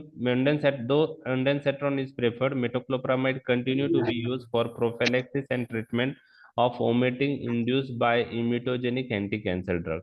ondansetron तर ड्रग ऑफ चॉईस आहे, पण मेटोक्लोप्रामाइड पण आपण यूज करू शकतो, पण बेटर ओंडॅनसॅट्रॉन आहे. त्याचप्रमाणे प्रोमिथॅझिन, डायफेनहाइड्रामाइन, डायझेपाम और लोराझेपाम injected IV along with metoclopramide supplement its antiemetic action and reduce attending dystonic reaction. जर आपण मेटोक्लोप्रामाइड दिलं तर डिस्टोनिया येणार आहे. तर डिस्टोनिया येणार आहेत. आता हे डिस्टोनिया येणार आहेत किंवा जे एक्स्ट्रा पिरामिडल साइड इफेक्ट तुम्हाला कमी करायचे असेल, बरोबर आहे, तर आपल्याला काय द्यावं लागेल? ऑलरेडी आपण डिस्कस केलेलं आहे ते. ड्रग इंड्यूस पार्किन्सोनिझम मध्ये काय यूज करतो आपण? डोपामाइन देतो आपण. नाही, drug induce parkinsonism treatment of anticholinergic drugs use करतो. अँटीकोलिनर्जिक. लिओडोपा याच्यात इफेक्टिव्ह नाहीये. बेन्झेक्झॉल, बायपेरिडीन, प्रोसायक्लिडिन. त्याचप्रमाणे आता जे अँटीइमेटिक ड्रग आहेत, प्रोमिथॅझिन, डायफेनहाइड्रामाइन, हे कोणते आहेत? अँटीहिस्टॅमिनिक ड्रग आहे, पण त्यांना कोणती प्रॉपर्टी आहे? ऍडिशनल अँटीकोलिनर्जिक प्रॉपर्टी आहे. त्याचप्रमाणे डायझेपाम लोराझेपाम हे मसल रिलॅक्स करतात. त्यामुळं जर मेटोक्लोप्रामाइड बरोबर दिलं तर अँटीइमेटिक इफेक्ट ऍड होतो, परंतु जे एक्स्ट्रा पिरामिडल ऍडव्हर्स इफेक्ट आहे ते कमी होऊ शकतात. ओके, नंतर डेक्झामिथाझोन पण आपण मेटोक्लोप्रामाइड बरोबर देऊ शकतो. ओके, डेक्झामिथाझोन पण आपण मेटोक्लोप्रामाइड बरोबर देऊ शकतो. Okay, as a add on drug. Okay,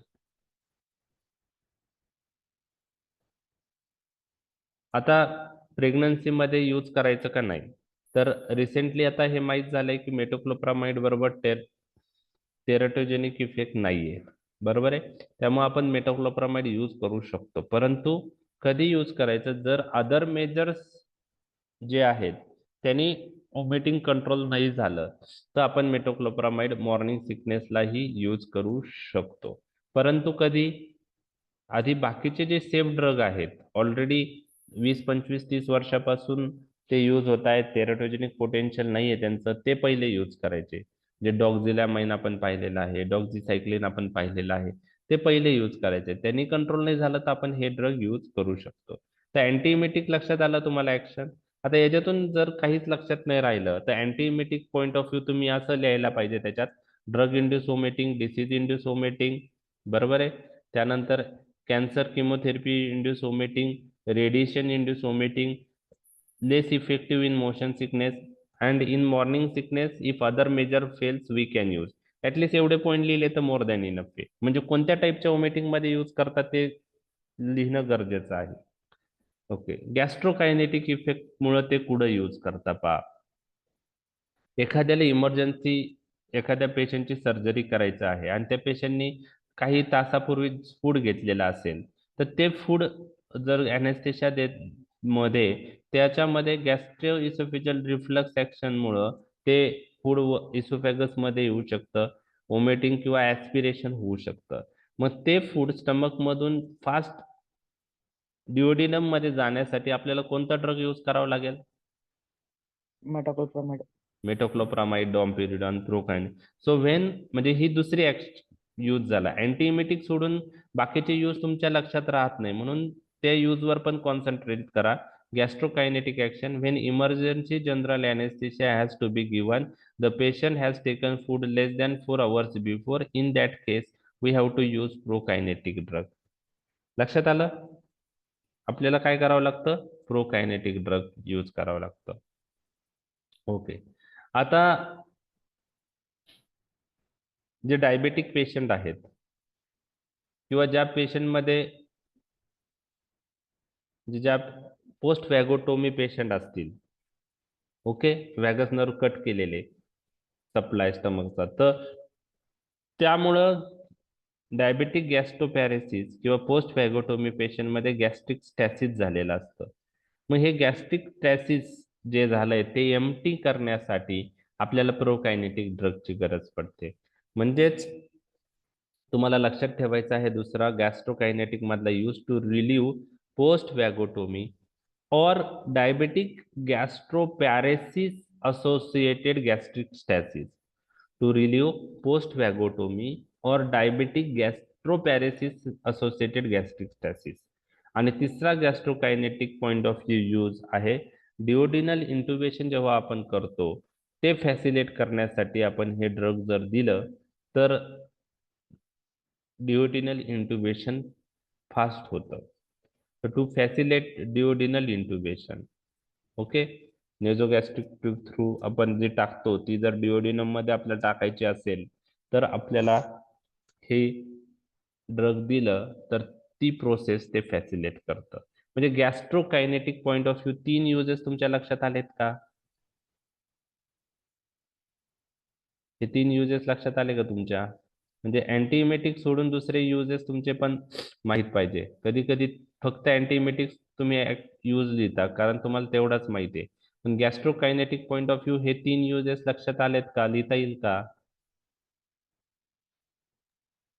duodenal इंट्युबेशन. हो सर. आता हे बुक्स मध्ये दिलेलं आहे to facilitate duodenal intubation. Okay, तर डिओडिनल इंट्युबेशन फॅसिलिट करायला. आता हे ड्युडिनल इन्फॉर्मेशन मला जे वाटतं ते आहे की आपण नेझोगॅस्ट्रिक ट्यूब जे टाकतो स्टमक मध्ये, Sir, in which condition it is indicated, duodenal intubation? नाही माहित मला. आता जे गॅस्ट्रोस्कोपी करतो आपण ते आपण ड्युओडेनमची करतो का नाही? हम्म. म्हणजे गॅस्ट्रोस्कोपी मध्ये आपण स्टमक आणि ड्युओडेनम पाहतो का फक्त स्टमक पाहतो? ड्युनिमचा पोस्ट पण पाहतो. पाहतो. मे बी त्यासाठी पण असू शकतं. आता मला त्याविषयी डिटेल माहित नाही. म्हणजे जो आपण गॅस्ट्रोस्कोपीचा जो प्रोब हे असतो तो आपण आतमध्ये टाकताना तो स्टमक मध्ये पण गेला पाहिजे आणि तिथून मग डिओडिनम फर्स्ट पार्ट पर्यंत पाहतो ना आपण. May be pyloric sphincter relax ह्या ड्रगने होत असेल, त्यामुळे ते फॅसिलिट करायला यूज करत असतील. आता क्लिनिकल प्रॅक्टिस मध्ये यूज करता का नाही ते मला माहित नाही. जस्ट बुक मध्ये दिलेला आहे त्याविषयी मला डिटेल माहित नाही. ड्युओडेनल इंट्युबेशन आपण नेटवर सर्च करूया, काही असेल आर्टिकल्स वगैरे, मग आपल्या लक्षात येईल डिटेल मध्ये. ठीक आहे, तुम्ही सर्च करा, मी करेल, ग्रुपवर टाका तुम्हाला जर भेटलं तर, किंवा कोणाला माहित असेल तर तुम्ही तसं मला ग्रुपवर टाकू शकता. ओके. त्याचप्रमाणे जे डिस्पेप्सिया किंवा जीआय डिसऑर्डरचे पेशंट आहेत, फंक्शनल जीआय डिसऑर्डर, तर त्यामध्ये जर परसिस्टंट हिकअप असेल तर ते स्टॉप करण्यासाठी मेटोक्लोप्रामाइड काही वेळेस यूज होतं. गॅस्ट्रोइसोफेजियल रिफ्लक्स डिसीज साठी आपण प्रोटॉन पंप इन्हिबिटर यूज करतो, ते बेस्ट आहेत. पण मेटोक्लोप्रामाइड आपण त्यांच्याबरोबर ॲड ऑन म्हणून करू शकतो किंवा माइल्ड केसेसमध्ये आपण यूज करू शकतो. तर GRD मध्ये आपण माइल्ड केसेसमध्ये हे यूज करू शकतो. ते इसोफेजियल स्फिंक्टर कॉन्स्ट्रिक्ट करतात, त्यामुळे रिफ्लक्स जे आहे ते होणार नाही, स्टमकचं कंटेंट इसोफेगस मध्ये जाणार नाही. But they are less effective than proton pump inhibitor and H2 blockers. तर हे 4 युजेस आहे. एक पहिला आहे अँटीइमेटिक, त्यामध्ये वेगवेगळ्या टाईपच्या ओमेटिंग तुम्हाला मेन्शन करणं गरजेचं आहे. गॅस्ट्रोकायनेटिक मध्ये 3 पॉईंट जे मी तुमच्याशी डिस्कस केले. ओके. त्यानंतर डिस्पेप्सिया आणि अदर फंक्शनल जीआय डिसऑर्डर मध्ये आपण यूज करू शकतो. आणि गॅस्ट्रोइसोफेजियल रिफ्लक्स डिसीज आलंय लक्षात तुमच्या हे पॉइंट? ERCP नावाची टेस्ट असते सर, त्याच्यामध्ये बहुतेक आपण ट्यूब टाकून डिओडिनमच्या सेकंड पार्ट पर्यंत ते टाकून आपल्याला गॉल स्टोन वगैरे पाहायचे असतील तर तेव्हा करतो. कोणती टेस्ट सांगितली? ERCP. ERCP. ओके, हा. चालेल. मग ते त्यात यूज करता का ते आपल्याला सर्च करावं लागेल? ERCP चालेल. तुम्ही पण सर्च करा आणि त्याविषयी काही असेल तर पहा. म्हणजे एंडोस्कोपी सारखी प्रोसिजर असते. ओके त्यावेळी आपण जर बाईल स्टोन, गॉल स्टोन पाहिजे असतील ना ओके तर ओके त्यावेळी करतो. हां. Endoscopic retrograde cholangio pancreatography ERCP. Okay, चालेल. म्हणजे त्या प्रोसिजर मध्ये आपल्याला गरज पडते काय ते एक पाहावं लागेल.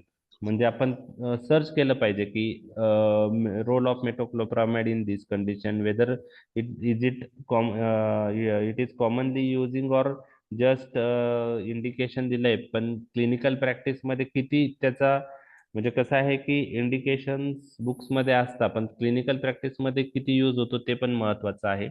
तर ERCP मध्ये आपण हे करू शकतो. ओके, चालेल, आपण ते सर्च करूया. तर हे 4 ज्या यूज आहे, कारण मेटोक्लोप्रामाइडचे युजेस जर विचारले किंवा प्रोकायनेटिक ड्रगचे युजेस विचारले तर अँटीमेटिक सोडून बाकीचे क्लिक नाही होत, हे लक्षात घ्या.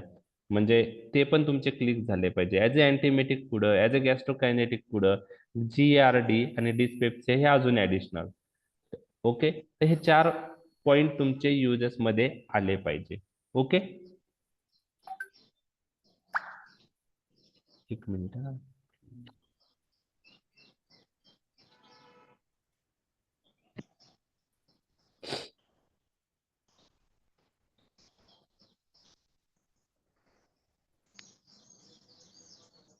Next slide. ओके, तर मेटोक्लोप्रामाइड आपण डिटेलमध्ये डिस्कस केलेलं आहे. ओके, मेटोक्लोप्रामाइड आपण डिटेलमध्ये डिस्कस केलं आहे. आता डॉम्पेरिडॉनचा जर विचार केला तर मेटोक्लोप्रामाइड हा केमिकली प्रोकेनामाइड ड्रगशी रिलेटेड होता, परंतु त्याला लोकल अॅनास्थेटिक ऍक्शन नव्हती प्रोकेनामाइड सारखी. डॉम्पेरिडॉन जर विचार केला तर तो केमिकली हॅलोपेरिडॉल सारखा आहे. आता हे नावं तुम्हाला लक्षात ठेवायला किंवा हा डिफरन्स लक्षात ठेवायला डिफिकल्ट आहे. राहिला तर ठेवा लक्षात, न राहिला तर इट्स ओके. तर हॅलोपेरिडॉल नावाची त्याचं केमिकल स्ट्रक्चर मिळतं जो होत आहे. ओके. आता अँटीइमेटिक पॉइंट ऑफ व्ह्यू किंवा mechanism of action point of view आपण पाहिलेला आहे. तो फक्त कोणते रिसेप्टर ब्लॉक करतो? D2 रिसेप्टर ब्लॉक करतो. Okay okay. तर हॅलोपेरिडॉल तुम्हाला माहिती आहे ना काय, अँटीसायकोटिक ड्रग आहे. तर डॉम्पेरिडॉन केमिकली हॅलोपेरिडॉल सारखा आहे, परंतु ऍक्शन त्याची अँटीइमेटिक मेटोक्लोप्रामाइड सारखे त्याची ऍक्शन आहे किंवा मेटोक्लोप्रामाइड सारखं आहे. फरक काय आहे की तो सिलेक्टिव्ह D2 ब्लॉकिंग आहे. त्याला 5-HT3 अँटागोनिस्ट किंवा 5-HT4 अगोनिस्ट ऍक्शन नाही. तर अँटीइमेटिक आणि prokinetic action have lower ceiling. Lower ceiling याचा अर्थ आहे, सिलिंग म्हणजे मॅक्झिमम इफेक्ट. आता मेटोक्लोप्रामाइड आणि डॉम्पेरिडॉनचा जर विचार केला तर मेटोक्लोप्रामाइड एक तर D2 अँटागोनिस्टिक ऍक्शन आहे, 5-HT3 अँटागोनिस्टिक ऍक्शन आहे, 5-HT4 अगोनिस्टिक ऍक्शन आहे. म्हणजे 3 वेगवेगळ्या माध्यमातून ऍसिटिल कोलिनचं रिलीज वाढतं. डॉम्पेरिडॉन फक्त काय करतो? D2 ब्लॉकिंग ऍक्शन करतो. तर मग याच्यामध्ये प्रोकायनेटिक ऍक्शन मॅक्झिमम कोणाची असेल? मेटोक्लोप्रामाइडचे असेल का डॉम्पेरिडॉनचे असेल? मेटोक्लोप्रामाइड. मग हा एक सेंटेन्स दिलेला आहे, antiemetic and prokinetic actions have lower ceiling. Lower ceiling, ceiling म्हणजे मॅक्झिमम इफेक्ट असतो. लोअर सिलिंग म्हणजे त्याचा मॅक्झिमम इफेक्ट कमी आहे as compare to metoclopramide. Okay okay. याला फक्त D2 ब्लॉकिंग ऍक्शन आहे, परंतु याचा ऍडव्हान्टेज काय आहे की हा it does not cross blood brain barrier, किंवा आपण म्हणू शकतो it poorly crosses blood brain barrier. So extra pyramidal adverse effect domperidone मुळे येऊ शकतो का? नाही. What about हायपरप्रोलॅक्टेमिया? अकर होऊ शकतो ते. होऊ शकते. Not occur. Anterior pituitary outside brain blood brain बॅरियरच्या बाहेर आहेत का आत आहे? बाहेर बाहेर. आहेत. बाहेर. बाहेर आहे. मग तिथले D2 रिसेप्टर डॉम्पेरिडॉन ब्लॉक करू शकतो का नाही? करू करू शकतो. शकतो. मग तेच दिलंय, extra pyramidal side effects are rare but hyper prolactinaemia can occur. लक्षात आलंय? ती डायग्राम मी डिटेल मध्ये जे डिस्कस केली ना की CTZ आणि anterior pituitary located outside blood brain barrier and anterior pituitary is divide of blood brain barrier. त्याला कव्हरिंग नाही ब्लड ब्रेन बॅरियरचं. लक्षात आलं का? म्हणजेच डॉम्पेरिडॉन तिथं ऍक्ट होऊ शकतो का नाही? होऊ शकतो. होऊ होऊ शकतो शकतो. अँटेरियर पिट्युटरीला, आणि तिथले D2 रिसेप्टर ब्लॉक करू शकतो. मग इनहिबिटरी इफेक्ट जो आहे प्रोलॅक्टिन रिलीजचा तो लॉस होईल आणि हायपर प्रोलॅक्टिमिया येऊ शकतो. ओके. आता antiemetic action mainly exerted through CTZ because which is not protected by blood brain barrier. Okay. Can we use domperidone along with levodopa to prevent levodopa induced vomiting? Yes. Yes, we can use. Another drug we use in Parkinsonism, that is bromocriptine. Bromocriptine आपण पार्किन्सोनिझम मध्ये use करतो. हा काय dopamine precursor नाही. हा bromocriptine brain मध्ये जातो, Basel ganglia मध्ये जातो, डोपामाइन रिसेप्टरवर अगोनिस्ट म्हणून कार्य करतो. काय करतो? डोपामाइन रिसेप्टरवर अगोनिस्ट, म्हणजे डोपामाइन सारखा ऍक्ट होणारा ड्रग आहे हा ब्रोमोक्रिप्टिन. ब्रोमोक्रिप्टिन हा D2 अगोनिस्टिक ड्रग आहे. लक्षात आलं? ब्रोमोक्रिप्टिन काय आहे? एक मिनिट हा, कोणाचा मायक्रोफोन कोणाच तरी ऑन राहतोय. ठीक आहे. ब्रोमोक्रिप्टिन हा D2 अगोनिस्टिक ड्रग आहे. लिओडोपा हा डोपामाइन प्रिकर्सर आहे. दोघं डोपामाइन मध्ये दोघंही पार्किन्सोनिझम मध्ये यूज करतात. लिओडोपा ब्रेन मध्ये जाऊन डोपामाइन मध्ये कन्वर्ट होतो, तो डोपामाइन D2 रिसेप्टरवर ऍक्ट होतो bromocriptine blood brain barrier cross करतो आणि तो डायरेक्टली जाऊन D2 रिसेप्टर अगोनिस्ट म्हणून कार्य करतो. म्हणजे दोघांच्या ऍक्शनसाठी अल्टिमेटली D2 रिसेप्टर लागतात. आणि जर आपण मेटोक्लोप्रामाइड दिलं तर ह्या दोघांचे ऍक्शन हॅम्पर होऊ शकते. तर आता हे दोन्ही ड्रग CTZ ला स्टिम्युलेट करून ओमेटिंग करतात. तर ही ओमेटिंग प्रिव्हेंट करण्यासाठी बेस्ट ड्रग कोणता आहे?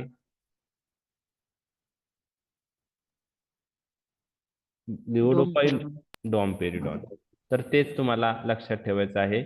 If there is a vomiting due to levodopa and bromocriptine to treat that omitting, or if we want to prevent, we can start along with levodopa this drug. So this domperidone is safer drug. This domperidone does not interfere with action of levodopa or bromocriptine. Okay, ठीक आहे. Just एक minute. Okay okay. आता डॉम्पेरिडॉनचा जर विचार केला तर orally वेल absorb होतो तो, परंतु बायोबिलिटी फक्त 15% आहे due to first pass metabolism. म्हणजे ऍब्सॉर्प्शन साठी प्रॉब्लेम नाहीये, पण ऍब्सॉर्ब झालेला ड्रग पोर्टल सर्क्युलेशन मधून लिव्हर मध्ये येतो आणि लिव्हर मध्ये त्याचं काय होतं? मेटाबॉलिझम होतं. What is first pass metabolism?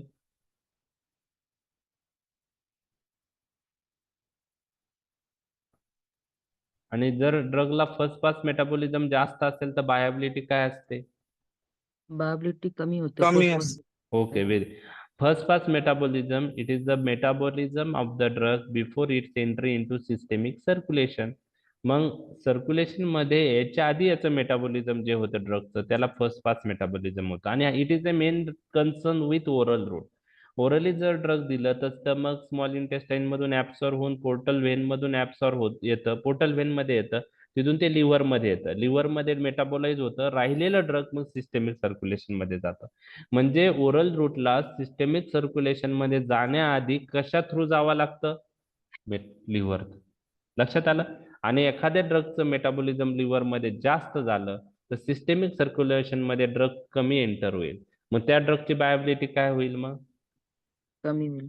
पण डॉम्पेरिडॉन ऍब्सॉर्ब चांगला होतो, परंतु लिव्हर मध्ये त्याचा प्रॉब्लेम होतो, लिव्हर मध्ये मेटाबॉलिझम होतं. बायोबिलिटी किती मग डॉम्पेरिडॉनची? जेवढं ड्रग आपण देतो त्याच्या फक्त 15% सिस्टेमिक सर्क्युलेशन मध्ये जातं. लक्षात आलं? Metabolise in the liver, excreted in urine. Okay. Side effect काय आहे त्याचे पहा. एक लूज टूल्स तुम्ही लक्षात ठेवू शकता, ड्राय माउथ आहे. एक्स्ट्रा पिरामिडल ऍडव्हर्स इफेक्ट दिसतील काही नाही? नाही. ओके. तर dry mouth, loose stool, headache, rashes हे non specific adverse effect. Galactorrhoea दिसू शकतं का? हो. कारण काय त्याला कोणती ऍक्शन आहे? हायपर प्रोलॅक्टिनेमिया. हायपर प्रोलॅक्टिनेमिया डॉम्पेरिडॉन मुळे पण होऊ शकतं, त्यामुळं गॅलेक्टोरिया ही होऊ शकतं. पण मेटोक्लोप्रामाइड पेक्षा गॅलेक्टोरिया डॉम्पेरिडॉन बरोबर माइल्ड आहे. मग तुम्हाला तेच मी विचारलं होतं की मिल्क सिक्रेशन साठी कोणता ड्रग तुम्ही यूज करता, तर पिरिनॉम टॅबलेट तुम्ही सांगितले ना मला. हो. कारण मेटोक्लोप्रामाइड, डॉम्पेरिडॉन दोन्ही गॅलेक्टोरिया करतं, पण जास्त सिग्निफिकंट कोण करतं? मेटोक्लोप्रामाइड. मग एखाद्याला मिल्क सिक्रेशन प्रॉब्लेम आहे न्यू बर्थ बेबीला दिल्यानंतर, आपण काही आयुर्वेदिक प्रिपरेशन यूज करतो, शतावरी कल्प वगैरे, पण त्याच्याबरोबर हे ड्रग पण काही गायनेकोलॉजिस्ट प्रिस्क्राईब करतात, पेरिनॉर. ओके. ते आहे. कार्डियक अॅरिथमिया IV जर डॉम्पेरिडॉन दिलं तर होऊ शकता. आता हे सगळं लक्षात ठेवायचं आहे, याला काही लॉजिक नाहीये, काही ऍडव्हर्स इफेक्ट नॉन स्पेसिफिक असतात. डोस 10 to 40 mg TDS आहे. आता हे डॉम्पेरिडॉन विषयी आपण डिटेलमध्ये डिस्कस केलेलं आहे. आता दुसरा पार्ट. ओके. डॉम्पेरिडॉनचे युजेस जर विचारले तुम्हाला तर मेटोक्लोप्रामाइडचे जे युजेस आहेत ते आपण देऊ शकतो. आता मेटोक्लोप्रामाइडचा कोणता यूज इथं मेन्शन नाही केलेला, जो तुम्ही मला सांगितलाय मिल्क सिक्रेशन साठी, बरोबर, तो पण तुम्ही मेन्शन करू शकता. बरोबर. ओके. मॉर्निंग सिकनेसला मेटोक्लोप्रामाइडची सेफ्टी ही क्लिनिकल ट्रायल्स मध्ये दिसून आले. अजून डॉम्पेरिडॉन विषयी डिटेल्स क्लिअर नाहीत. त्यामुळं मॉर्निंग सिकनेसला जर आपल्याला यूज करायचा असेल तर आपण काय यूज केला पाहिजे? जर डॉक्झिलॅमाइन किंवा बाकी जे मॉर्निंग सिकनेस साठी ड्रग यूज करतात त्यांनी कंट्रोल नाही झालं तर मेटोक्लोप्रामाइड आपण काही गायनेकोलॉजिस्ट यूज करतात. डॉम्पेरिडॉनचा यूज पाहिलाय का तुम्ही मॉर्निंग सिकनेसला? नाही. नाही. मेटोक्लोप्रामाइडचा पाहिला आहे का? Yes. देत पाहिला. नाही. पाहिला आहे. ओके. तर it is related with safety point of view only. It is related with safety point of view म्हणजे टेराटोजेनिक पोटेन्शियल सेफ्टी त्याच्याविषयी माहीत असल्याशिवाय आपण यूज नाही केलं पाहिजे. तर मेटोक्लोप्रामाइडच्या ट्रायल्स मध्ये सेफ्टी किंवा त्याच्या ट्रायल्स टेराटोजेनिक इफेक्ट रिलेटेड झाल्यात सेफ्टी दिसून आली म्हणून तो आता रिकमेंड करता if morning sickness is not control by other drugs. म्हणजे युजेस मध्ये डॉम्पेरिडॉनचे ते 4 जे युजेस मी सांगितले ते इथं आले पाहिजे परत. ओके. आता आपण हे पाहूया आणि नंतर राहिलेला पाठ उद्या पाहूया. 9 ऑलरेडी झालेले आहे. सिसाप्राइड. सिसाप्राइड आता बॅन झाला इंडियामध्ये 2011 मध्ये. का बॅन झाला माहिती आहे तुम्हाला? कार्डियक काहीतरी प्रॉब्लेम करायचा तर. Yes, very good. त्याला क्यूटी प्रोलॉंगेशन ऍडव्हर्स इफेक्ट होता. काय होता? क्यूटी प्रोलॉंगेशन. त्याच्यामुळं टॉर्सॅडिन पॉइंटिस नावाचा ॲरेथमिया होतो. ओके. त्यामुळं सिसाप्राइड आता मार्केटमध्ये अवेलेबल नाहीये. ओके. ओके. तर कार्डियक साईड इफेक्टमुळे तो हे झालेला आहे. मोसाप्राइड विषयी जर लक्षात घ्यायचा असेल तर मोसाप्राइडला D2 ब्लॉकिंग ऍक्शन नाहीये. मोसाप्राइडला 5-HT3 अँटागोनिस्ट आहे आणि 5-HT4 अगोनिस्टिक ऍक्शन आहे. मोसाप्राइडला D2 हे MCQ साठी जर आलं तर रेअरली तुम्हाला ह्या टॉपिकवर म्हणजे बाकीच्या याच्यावर क्वेश्चन येतील. तुम्हाला मेटोक्लोप्रामाइड डॉम्पेरिडॉन विषयी माहित असेल मोर दॅन इनफ आहे. बाकी ड्रग्स तुम्ही नाही लक्षात ठेवले तरी चालेल. फक्त आता क्लिनिकल प्रॅक्टिस मध्ये काही यूज होता म्हणून मी तुमच्याशी डिस्कस करत आहे. ओके. आता मोसाप्राइड झालं. इटोप्राइड यूज करता का कोणी? ऐकलं इटोप्राइड? हो सर, यूज करतात. गॅस्ट्रोएंटरोलॉजिस्ट यूज करत असतील तर हा पण प्रोकायनेटिक ड्रग आहे. त्याला D2 ब्लॉकिंग ऍक्शन आहे. म्हणजे हा डॉम्पेरिडॉन सारखा ऍक्ट होतो इटोप्राइड. परंतु त्याला एक लक्षात ठेवा की ऍडिशनल अँटीकोलिनिस्टरेज ऍक्शन आहे. मग D2 ब्लॉकिंग ऍक्शन मुळे कसलं रिलीज वाढेल? GIT मध्ये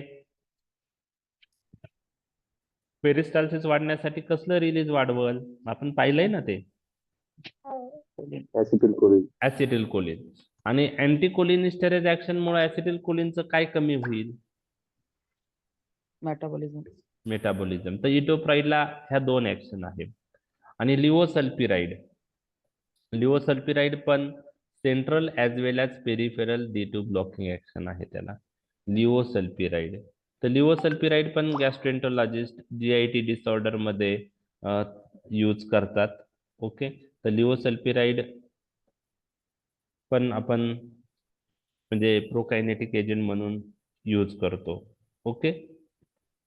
या दोघांपैकी इटोप्राइड आणि लिओसल्पिराइड मध्ये जास्त यूज कशाचा आहे? इटोप्राइडचा असतो. डायबिटिक मध्ये हे लिओसल्फ्युराइड वगैरे यूज करतात. बर, का यूज करता डायबेटिक मध्ये? गॅस्ट्रोपॅरेसिसच्या केसेस मध्ये ते यूज करतात. ओके. Gastroparesis, very good. म्हणजे पेरिस्टाल्सिस वाढवण्यासाठी. ओके. ओके. अजून काही कंडिशन मध्ये GIT डिसऑर्डर असतील काही? ओके. कॉन्स्टिपेशन वाले पेशंट असतात त्यांना बऱ्याच जणांना रिलीव्ह होत नाही की आपले हे जे लॅक्झिटी वगैरे असतात त्याच्यामध्ये पण ते यूज करतात सर लिओसल्फ्युराइड. ओके. म्हणजे कॉन्स्टिपेशन असेल तर का? हा, काही पेशंट मध्ये ते यूज करतात. कशानेच नाही झालं तर ओके. लिओसल्फ्युराइड देतात आणि त्याचा रिझल्ट मिळतो त्यांना. ओके. काही अल्सर डिस्पेप्स नॉन अल्सर डिस्पेप्सिया असेल त्यात पण ते यूज करता. कारण प्रोकायनेटिक इफेक्टने जर फूड लवकर स्टमक मधून खाली गेलं तर मग ऍसिड सिक्रेशन वगैरे कमी होऊ शकतं. त्यामुळे लिओसल्पिराइडचे भरपूर ठिकाणी तो यूज होतो. नॉन अल्सर डिस्पेप्सियाला पण तो यूज करतात. ओके, ठीक आहे. तुम्हाला फक्त आता हे नावं माहित पाहिजे. प्रोकायनेटिक ड्रग विचारले तर शॉर्ट नोट मध्ये मेटोक्लोप्रामाइड, डॉम्पिरिडॉन हे 2 नावं तर सगळ्यांकडून एक्सपेक्टेड आहे. पण मार्क्स तुम्हाला जास्त पाहिजे तर हे तुम्ही एक एक लाईन जर लिहिली तर काय होतं की अ, अ, ते ऍडिशनल पॉइंट्स कन्सिडर होतात. सिसाप्राइड, मोसाप्राइड, इटोप्राइड, लिओसल्फिराइड विषयी. तर प्रोकायनेटिक शॉर्ट नोट आली ड्रगवर, तर ते तुम्ही ते एक एक पॉइंट लिहू शकता. तर आपला हा आजचा जो प्रोकायनेटिक ड्रग आहे टॉपिक कम्प्लीट झालेला आहे. राहिलेला पार्ट आपण उद्या पाहूया. थोडं मी डिटेलमध्ये डिस्कस केलं कारण याच्यावर लॉंग क्वेश्चन शॉर्ट नोटचे चान्सेस आहे. बरोबर आहे. तर पीपीटी पाठवली का तुम्ही? हा, पीपीटी मी पाठवली बहुतेक. बरं, मी पाठवतो नाही तर ही पीपीटी. त्यात जस्ट मी फक्त डिफरन्स ऍड करतो मेटोक्लोप्रामाइड, डॉम्पिरिडॉनचा तो मिसिंग आहे याच्यामध्ये. तो मी ऍड करून तुम्हाला दुपारपर्यंत पाठवतो. ठीक आहे. तर उद्या उद्या उद्या उद्या उद्याचं मी तुम्हाला सांगतो. माझं एमबीबीएसचं लेक्चर 8 ते 9 असेल, तर मग कसं करायचं मी तुम्हाला सांगतो. ठीक आहे. फ्रायडेला कॉलेज आहे का सर? हो हो हो आहे. सर आहे ना? नागपंचमी त्या दिवशी. तरी पण आहे. आहे ना college? काय आहे? तरी पण आहे नागपंचमी नागपंचमी म्हणून विचारलं की सुट्टी आहे का आहे असं. पहिलीच आहे ना त्याच्यामुळे. ओके. ठीक आहे. आता काय आहे माहिती आहे का? एक मिनिट हा.